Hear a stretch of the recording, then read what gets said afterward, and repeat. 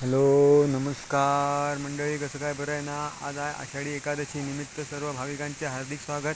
प्रतिवर्षाप्रमाणे मी आहे कसब्यामध्ये संगमेश्वर तालुक्यात. तुम्हाला दाखवणार आमचं विठ्ठल रुक्माईचं मंदिर. फार जुन्यातलंच आहे मंदिर, ते तुम्हाला दाखवतो होतं आम्ही.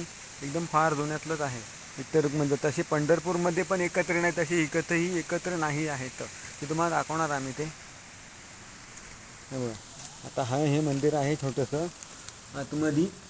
ही विठ्ठल रुक्माईची मूर्ती आहे. हा विठ्ठल आहे इथे. त्याच्या बाजूला ही खालसाटच्या बाजूला ही रुक्मिणी आहे. तिथं पण एकत्र नाही, पंढरपूरमध्ये पण एकत्र नाही, आमच्या गजब्यामध्ये पण आहे विठ्ठल रुक्माईचं मंदिर.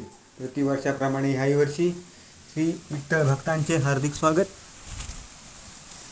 छान असं आकर्षक मस्त हिरवगार रान आहे. आजूबाजूला परिसर हिरवगार आहे. तुळस पण आहे इथे.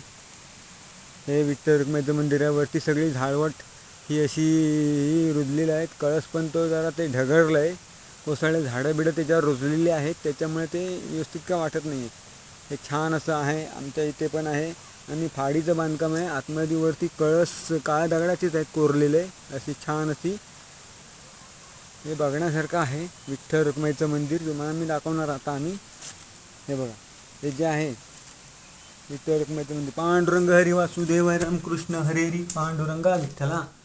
हे बघा, हे काळ्या दगडाचे हे नक्षीकोर असे छान असं हे कोरलेलं आहे. हे बघा, छान असं दगडेच आहे चौतरा. इथं ही रुक्मिणी आहे, ही इथं विठ्ठल पण आहे. छान अशी मूर्ती आहे आमच्याकडे. आता मी पण चाललो. छान अशी आमच्याकडं हे आहे विठ्ठल रुक्माईचं मंदिर. प्रतिवर्षाप्रमाणे ह्याही वर्षी खरोखर आवर्जून इथे भेट द्या. इथं आवर्जून भेट दिलीत ना, खरोखर छान असं वातावरण आहे. आणि विठ्ठल रुक्माईचं मंदिर पण तुम्हाला पाहायला मिळेल पूर्वीच्या काळातलं. आणि तसं पंढरपूरमध्ये आहे तसे इथं पण एकत्र नाही, तसे तिथं नाही तसे इथं पण एकत्र नाही आहेत पंढरपूरमधले.